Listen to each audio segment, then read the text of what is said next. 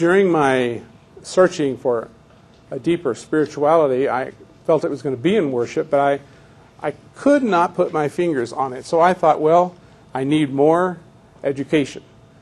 I'm a poster child for modernity. I'm an engineer, ESTJ personality type from Myers-Briggs. So, structured, organized, very sequential thinking. Naturally, I should go and do at least a master's. I love verse 2. Great are the works of the Lord. They are pondered by all who delight in them. The study of worship should be a delightful experience. We're going to look through a bunch of different threads from the beginning of the New Testament through today. And so I've kind of broken these down into what I call epics. Certainly the first century, the New Testament era churches. Then we have the early Christian churches for the first 600 years. Then we're going to move to the Middle Ages, to the Reformation, and to the Enlightenment, and finally into the postmodern world. If you want a guarantee recipe for trouble, is mess with people's worship. The culture became more tolerant, and you could worship many gods. That's fine as long as you continued to worship Caesar.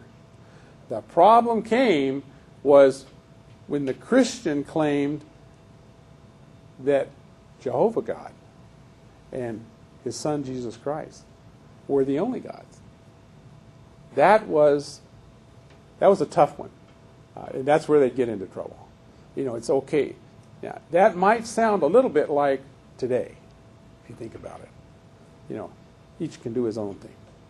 Constantine was a mixed blessing. He was a political ruler, but he was a boss of the church also.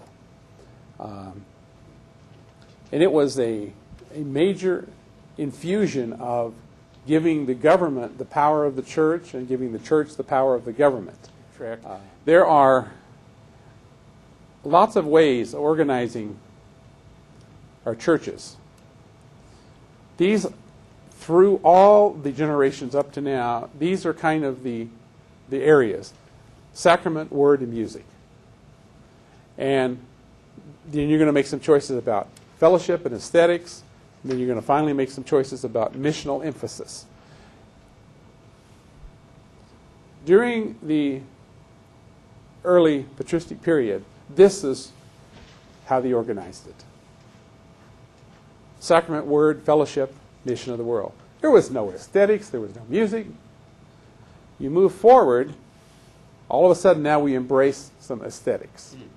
Isn't that interesting? If you do a lot of reading, you'll see this idea was developed by one of my profs. It's really quite helpful to see this graphically. Now, when you talk in the medieval period and the Byzantine, which is the Eastern world, they focused heavily on the sacrament and aesthetics. You have the iconography, the sacrament. Fellowship, that is not a part of their worship experience at all, not like we would think. Yeah. Well, blended is like one of my profs said, blended worship is a modernist's solution to a postmodern problem. And that is exactly it doesn't work. What it is. Okay, the postmodern culture rejects objective truth. It believes that you can accept truths that are contradictory. And it also believes everyone has the same credibility. So you should know what that is. That's a term I would imagine somewhere you need to come across this. Anamnesis. You know what that is. That means, that is a Greek word that is translated remembrance. Jesus said, at the Last Supper, this, as often as you do this in anamnesis of me. This does not mean remembering the historical fact that I did this. It's not about a past event that is historic and we're recalling it. It is that we are living in the moment now of the significance of that past event. that when I receive communion, I am receiving the experience with God in this moment now because of what He did in the past. And I'm remembering it, yes, but I'm not just remembering it as a historic fact.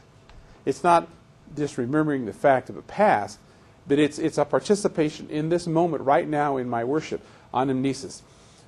Prolepsis is the reverse side of that. It's living in the moment today about a promise that God has given us in the future that's not yet been fulfilled.